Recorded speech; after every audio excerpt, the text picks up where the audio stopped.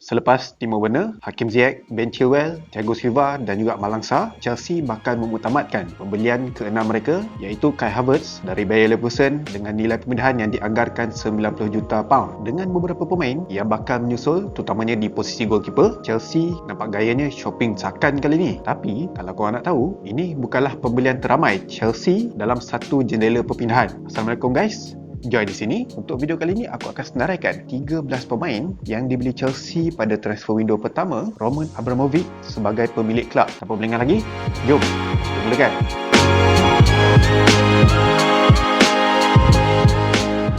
Pada 1 hari bulan Julai 2003, Roman Abramovich, seorang bilioner dari Rusia, telah diumumkan sebagai pemilik baru Chelsea. Beliau telah membeli kelab dari pemilik sebelumnya iaitu Ken Bates. Bukan sahaja telah menyelesaikan masalah kewangan yang dihadapi, Abramovich juga mahukan Chelsea menjadi antara kelab yang terbaik di England dan juga di Eropah. Maka beliau sanggup berbelanja besar untuk memasuk beberapa pemain yang diminta oleh pengurus Chelsea ketika itu, Claudio Ranieri. Pemain pertama yang dibeli Chelsea pada time tu adalah Jurgen Mako. Goalkeeper yang berasal dari Austria ni dibawa masuk secara percuma dari Sunderland. Kat Sunderland, beliau merupakan goalkeeper kedua dan juga telah bermain sebanyak 22 game. Tapi semusim kat Chelsea, 1 game pun tak main. And then, beliau berhijrah ke Rapid Vienna pada musim berikutnya secara percuma. Pemain kedua juga merupakan seorang goalkeeper iaitu Marco Ambrosio. Dibeli percuma dari Chievo Verona, beliau sempat beraksi 8 game akibat kecederaan yang menimpa penjaga gol utama Chelsea ketika itu, Carlo Cudicini. Seperti Marco, Ambrosio cuma kekal di Chelsea selama 1 musim dan kemudian berpindah secara percuma ke kelab Switzerland iaitu Grasshopper. Pemain seterusnya adalah Glenn Johnson yang beraksi di posisi fullback kanan.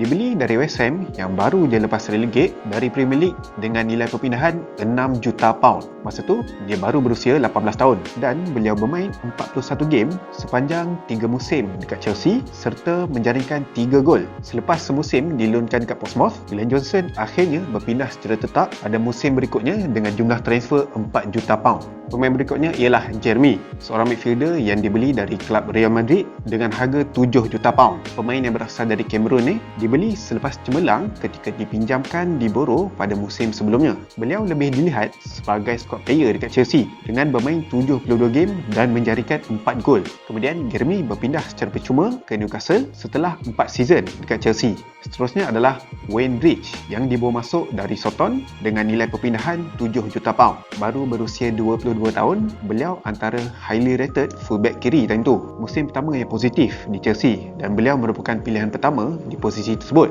Walau bagaimanapun, kecederaan panjang menggugat tempat beliau di musim kedua dan ketiga under Jose Mourinho. Ditambah dengan kemasukan Ashley Cole dari Arsenal pada musim seterusnya, beliau secara automatiknya menjadi pilihan kedua di posisi left back. Setelah 6 musim di Chelsea, Manchester City membeli Wayne Bridge dengan harga 10 juta pound. Pemain ke-6 adalah Damien Duff yang berpindah dari Blackburn dengan kos 16 juta pound. Beliau diperkenalkan di sidang media pada hari yang sama dengan 4 pemain yang aku sebutkan tadi. Seorang pemain sayap yang lincah dan pantas, Duff menjadi fan favourite Chelsea dan antara pemain penting terutamanya ketika di bawah kendalian Jose Mourinho. Selepas bermain 81 game dan menjaringkan 14 gol sepanjang 3 musim cemerlang beliau di Chelsea, Duff berpindah ke Newcastle dengan nilai perpindahan 12 juta pound. Next adalah Joe Cole, seorang attacking midfield yang berusia 22 tahun masa tu. Produk Akademi West Ham ini dibeli oleh Chelsea dengan harga 6.8 juta pound. Dikatakan antara prospek England yang bakal menyinar.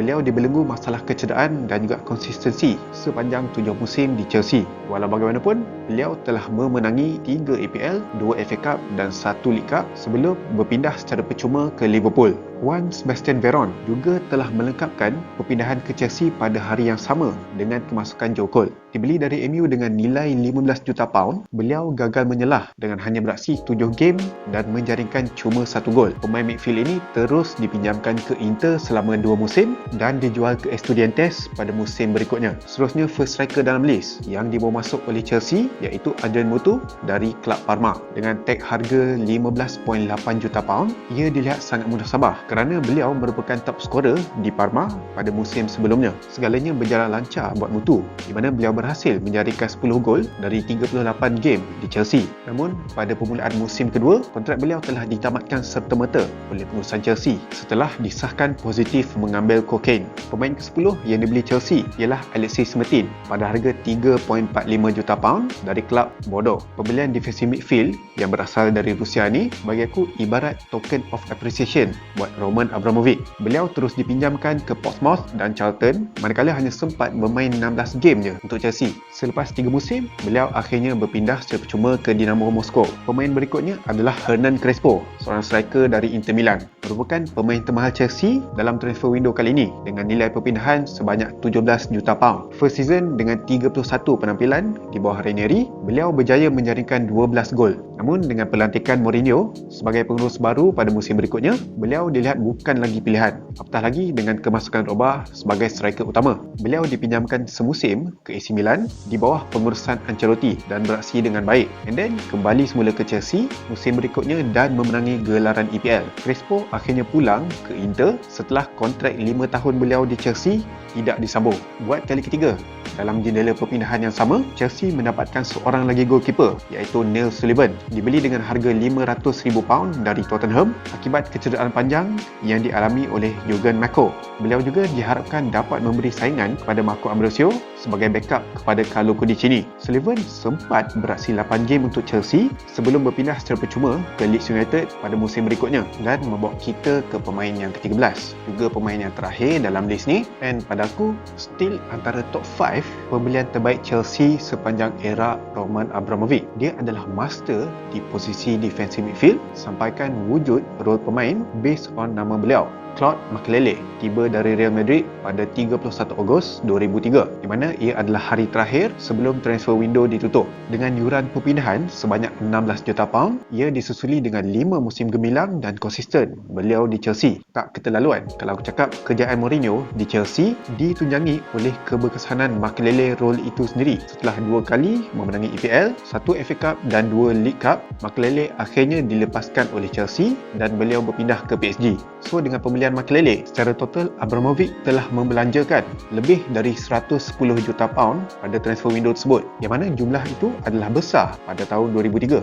Alright, cukup dengan throwback, kita berbalik ke masa sekarang. Soalannya, transfer window masih berbaki sebulan dengan beberapa posisi yang belum lagi diperkuatkan, terutamanya di posisi goalkeeper. Adakah Chelsea akan terus bawa masuk player-player baru pada musim ni? Tuliskan dapat korang dekat ruangan komen di bawah ni. Maka sekian saja video aku untuk kali ni. Jangan lupa untuk like and share video ni kalau korang rasa bermanfaat. Pada mana yang belum subscribe, korang boleh klik je button subscribe dekat bawah ni. InsyaAllah semoga kita bertemu lagi di video yang akan datang dengan info dan topik yang lebih menarik. Aku Joy.